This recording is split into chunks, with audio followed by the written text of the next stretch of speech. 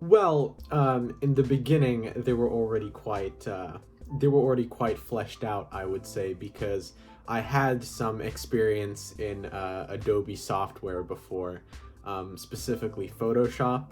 So using InDesign specifically for my magazine, it was very simple to understand. It was easy to learn, and in about a couple of days, I had the entire software figured out pretty much, so I could create what I had in mind.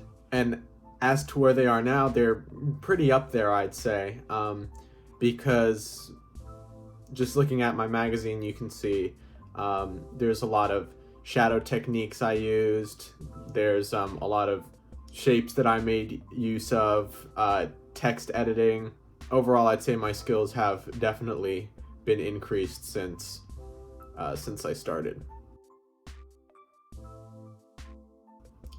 This goes back to the first question you asked.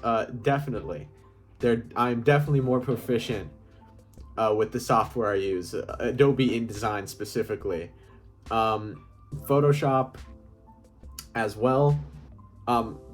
Using Photoshop as well to edit my pictures, that was good. Overall, I'd say if I was asked to do a magazine again, or if I wanted to make my own magazine again, I think I'd be able to do that efficiently and, most importantly, well. I think having the knowledge to use the software properly definitely can help you in situations when you're gonna need to use it again. I think that's very good. Most proud of learning or mastering, I would say that learning how to align objects on InDesign, I'm pretty proud of that, although it's not the most grand thing I could have learned or been proud of learning. But what's important about that is I was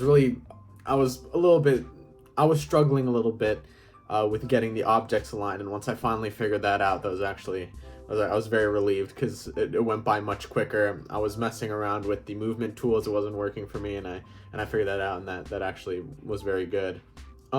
Definitely how to organize a magazine. It was very fun.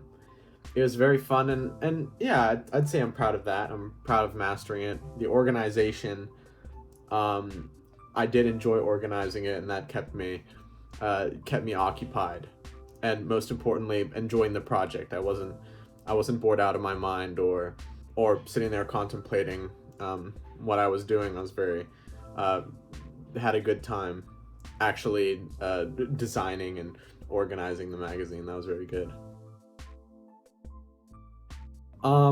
Research, I wouldn't say helped as much as it could have. I think the subjects and topics that I did research were mostly about my feature article, not necessarily on how to make a magazine or design one. The default research I was given prior to doing the magazine was what I utilized. I didn't really feel it necessary to go farther in and do additional research. It just didn't feel necessary. But I definitely did research by reading other articles or magazines that were similar to mine.